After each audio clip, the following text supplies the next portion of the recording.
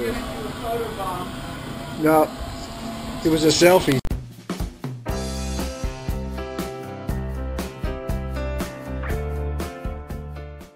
Okay, we're going to head to Tombstone today. Maybe you see some gunfights, and of course it's a really good shopping experience.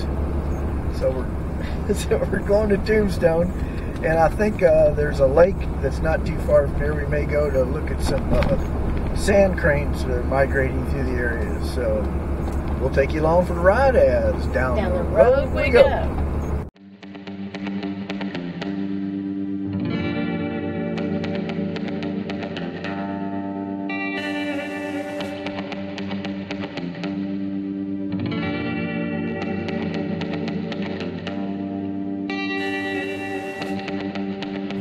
Glad I warmed up.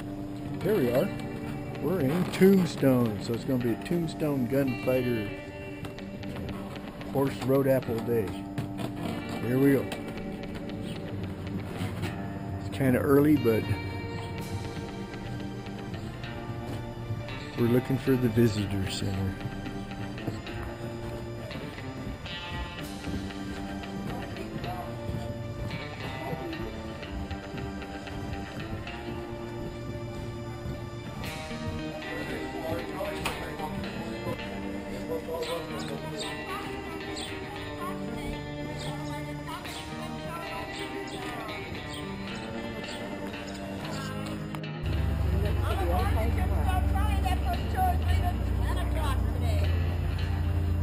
What time is it?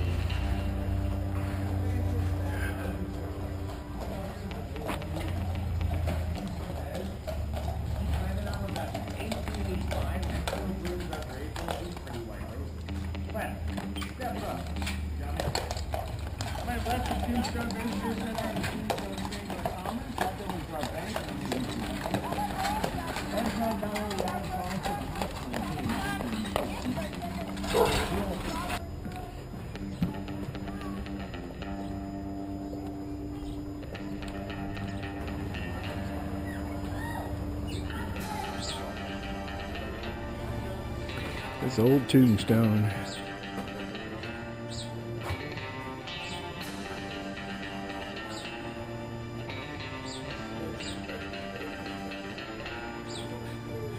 All day shopping. And a little bit of history.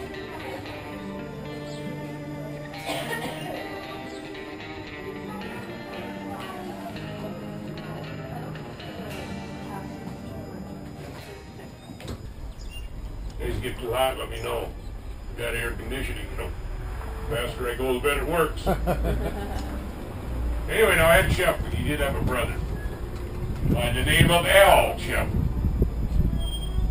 Well, Al didn't come out here with that originally in 1876 because of all the Apache Indian behavior. He couldn't take that risk because he had a family to feed. Once Ed did find his new rich claim, he came out and joined his brother and they became partners. Told his brother Ed, you ever find another claim as rich as this one, she's going to be a tough nut to crack. Taxpayers that year, $50,000. It's like millions today, but look at it. Still standing over 135 years later, being used as a museum. Again, on our left, this place is a block long, a half a block wide, and had one of the prettiest rose gardens in their yard then, and they've kept it up all these years. It still does, and that's in blue. It's beautiful. Now, if you look on the left for 3 blocks and on the right for 2 blocks, this 5-block area then the local folks called Uptown, because this 5 blocks is where 450 Chinese live. During any railroad town or mining town, of course, during the 1800s, Chinese were a big part of the labor force. This 5-block area then was run by a lady they called China Mary. Any Chinese labor, that's who you had to go talk to. Tell her what kind of jobs you had to do, and she would select for you the Chinese to fill those positions. You would end up paying her for their labor. Then she'd turn around and charge the Chinese back for finding them employment. 1/3 of their salary for the next 2 years. China Mary run this 5-block area. Right here from her house on her right, this is where she lived. This is her house. She lived on the first level. Down below, like a cellar they called them back then, is where she had the Chinese massage parlor and an opium den. And if you look around the back of her house here yet, you can still see some little rooms. That is where she had the Chinese prostituting. And needless to say, China Mary became a very wealthy lady. On the right side of the trolley, this is famous worldwide, because right here you are looking at the west side of the OK Corral. That's where they had the blacksmith shop, got the shoes put on your horses, got your animals fed. Whatever your animals' needs were, that is what the OK Corral was originally all about. Right here you used to set the old stable barn. And then in back of this was an open lot to Fremont Street. Each side of that open lot had a building like this blue one on our right. It was called Fly Photography. Mr. Fly took pictures like this black and white one there hanging on the wall. He did that for a hobby. Actually worked in the mines to make a living. His wife decided she needed some extra money. She went ahead and took this building here on 3rd and Fremont they had and turned it into an apartment. She rented this out to Doc Holliday. So this is where Doc Holliday and Big Nose Gates stayed in Tombstone while they were here. More history after here, I'll tell you later. On our left, on the corner, sat the high-end saloon out of all 110 of them, the Oriental. Finest furnishings of any bar in town. The best whiskeys were made, were served in there. High-stake card games, and this is when Wyatt Earp got to town. In 1879, went in there and made a deal with the owner. For a percentage of the gaming tables, it actually managed the business. So right here is where the Earps and Doc Holliday dealt cards and made a lot of money. Another thing that happened here, right in front of the Crystal Palace. In retaliation for the gunfight at the OK Corral, this is where the McClantons and McClarys from across the street shot Virgil Earp down with shotguns right here. Didn't kill him, but he sure lost the use of his left arm permanently right here.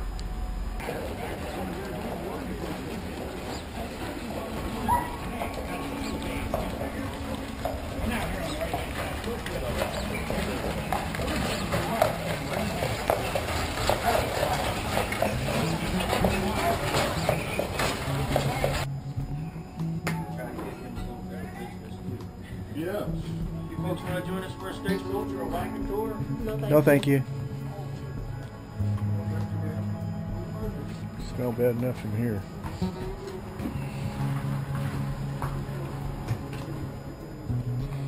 That's what you call a shaggy horse.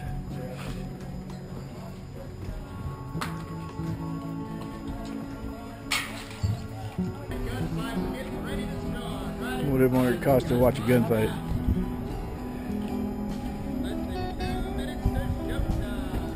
Where?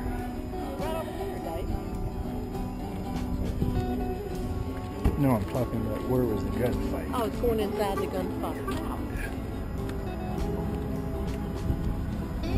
Which cost money. We were here in old Tombstone, what, 2 years ago? Yeah. And, you know, all the gunfights were in the street. You didn't have to pay to watch them. They finally, I guess, figured out a way to make you pay to watch the gunfights. Now they're all inside. They have theaters set up where they do the gunfights and that sort of stuff. So the only thing that's really going on in the street is you take a buckboard ride or a trolley ride or a stagecoach ride down the street. And it's a lot more commercialized now. Nothing but jewelry stores and that sort of stuff. But all the old buildings are nice. If you like a commercialized downtown old Tombstone, you ought to like this place. It's kind of fun. You know, might as well come at least one time in your life and check it out. So, you know, well, they got to make their money. You know, the weather's beautiful in the winter down here, so Yeah, we have that. come on down, spend your money. Right up as you do. Luckily, there's a lot of places for husbands to sit while their wives do the shopping. Tombstone.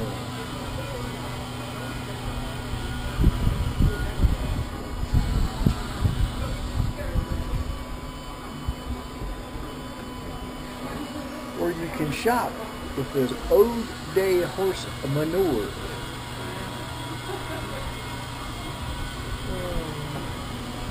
God, I hope we got someplace else to go after this. No, it was a selfie.